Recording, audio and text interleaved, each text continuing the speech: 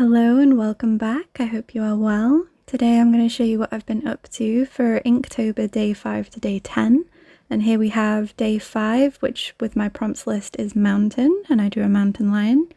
I drew the pose entirely from imagination, so I'm really happy with how my anatomy practice is going for animals. And here we have day 6, which was the prompt lost. And I drew a mermaid lost at sea, and I wanted to try and show her like in the distance to get a real idea of her being alone. And then for the prompt pumpkin, I drew a little pumpkin house. I really like how that came out, and I felt quite stretched by the values that I had available in the markers. And then we have fire, where I drew a phoenix, and I based the design on a few different species of eagles. Especially the harpy eagle I was quite inspired by for it. And then here we have the prompt glow, where I did a glowing orb held by a mage, the hand of a mage anyway. And then here we have the prompt wild, where I drew a lynx, and that's what I'm going to show you now, the process of me inking the lynx. And I'm going to be using my Unipin brush pen, which I'm using for all of my Inktobers this year, and then any fine details will be done with the 0.25mm micron as usual. So I start with the pencil sketch, and then I lighten that with kneaded eraser. And this kneaded eraser, when I got it, it was white, and now it's starting to turn grey with use. So while we're watching this, I am going to talk a little bit about the process, but also about how I'm finding Inktober now that we're a little bit further in, and I do have some thoughts to share this time. And one of the main things I've been coming across isn't really burning out from the art. I'm really enjoying doing the art itself. It's actually more due to the social media side of it and the fact that I'm balancing 3 different platforms. I'm balancing YouTube, Instagram, and TikTok.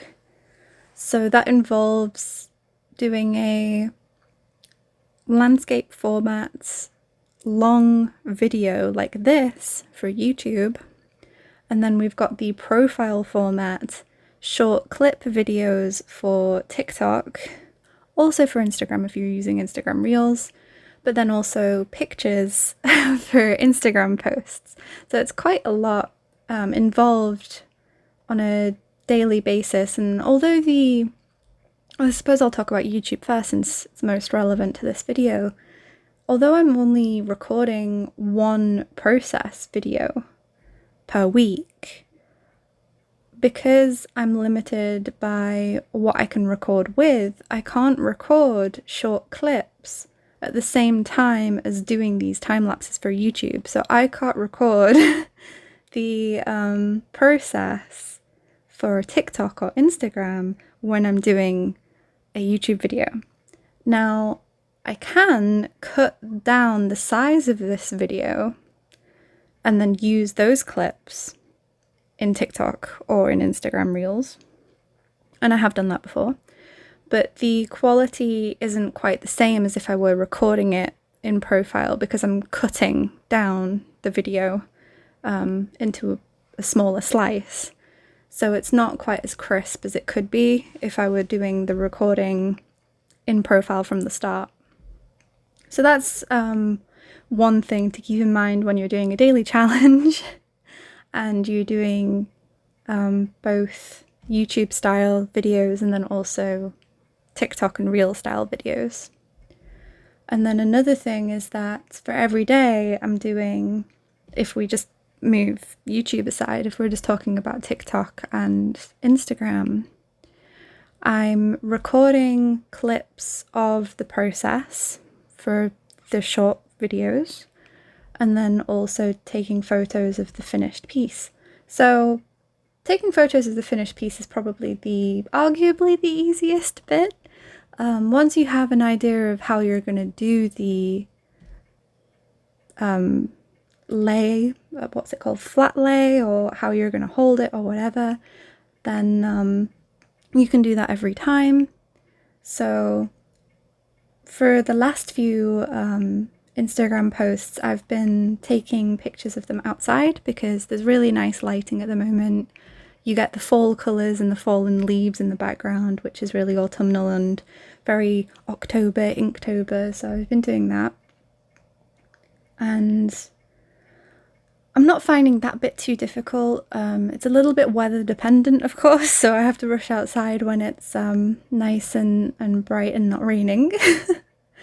And with the clips is probably sometimes it can be a little bit difficult to do on a day-to-day basis because I do like making TikToks. It's one reason why I keep doing it. I'm making sure that I only do social media platforms that I like doing. And I do like making TikToks, but there is also a point where you don't want to be recording what you're doing all the time. And that's something that I've been noticing with drawing every day with the intention of posting everything I'm drawing every day. Well, not everything I'm drawing, but with the intention of posting these daily drawings. I can't just sit down and cuddle up in a blanket and just draw and get lost in it, because I occasionally have to take clips. And I found ways around it. One of them being that I don't record any of the sketching process, the graphite process. So I can have that solace in fully letting myself dive into the flow state of art with coming up with the sketching. I don't have to worry about stopping and starting to take pictures or videos or anything like that. I can just dive into it and just completely flow state. And that's been something that has really helped me through this on a day-to-day basis with content creation for Inktober. Another thing is, especially with TikTok, I found that rather than time lapses like these, which can sometimes do well, sometimes they don't though, and people prefer seeing real-time footage. It's generally good, I've found, to have a mixture of the two. When it's time lapses like these, I can just plonk my phone up in the gooseneck holder tripod thing and flow state that way like this. I didn't have to worry necessarily about turning it off and on again. I do occasionally check it to make sure that, you know, it's in focus, that the lighting isn't terrible and everything like that. But I can kind of forget it a little bit more than if I'm taking clips at different angles as well, which is very common for TikTok. Now, there is a benefit, however, to doing the short clips as well, which is that I can record anywhere. I can stop and start anytime I want. I don't have to worry about being watched the entire time by the camera.